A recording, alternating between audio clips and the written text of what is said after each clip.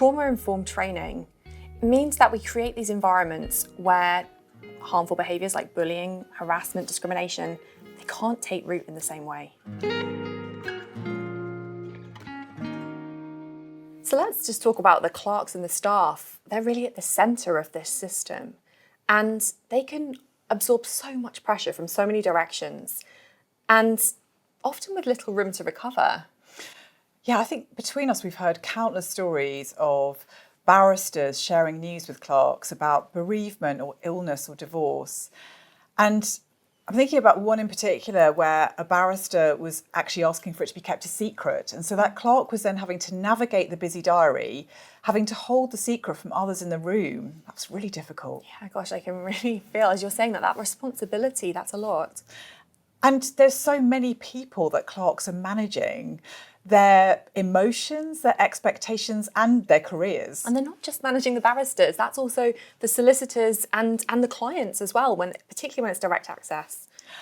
When I was in practice, I thought I was really close to my clerking team. Well, I was really close to them, but I had no idea what they had to deal with every day. And I am now really struck by how incredible the skill set is. And I'm also struck by how, without trauma awareness, clerks could become emotional shock absorbers.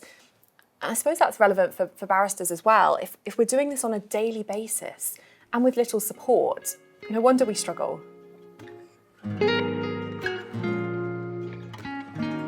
We talk about the culture of chambers, how it's like an ecosystem. It has its own biology. And I guess what we're talking about there is the feel of chambers. So the way people communicate, they relate, but also, I suppose, the way they recover from pressure. And when you're talking about that biology, just staying with that for a moment. So the way that our systems work, we automatically and we're constantly picking up on signals from around us. And that means we can co-regulate with each other, which is great. But we can also co-dysregulate. Oh yeah, I'm thinking about a time actually when I was in the clerks room and someone came in a really bad mood and you could just feel the change in the atmosphere throughout. I think that's the co-dysregulation showing up there. Oh yeah, that sort of charged quality. And then the difference when someone walks in that you feel like you're pleased to see and how that feels and that regulation that might be there. So really from our first conversation together, we've been passionate about ensuring that barristers, clerks and staff receive training and support from the very start of their careers. Yeah, we've had so many conversations about training pupils and juniors because of the particular pressures they face, that kind of silent pressure to cope, that needing to say yes. And actually, as I say it, I'm really feeling into that particular vulnerability, that real desire to impress and that eagerness that we have at the start. And how sad it is that so many juniors, they're talented, but they're leaving the bar in those early years because of those silent struggles. And we know it doesn't have to be this way. So one of the outcomes that we've noticed from trauma-informed training is more cohesive working environments. And I think this happens because the conversations start to take place during training, those open sort of healthy dialogue shared between colleagues.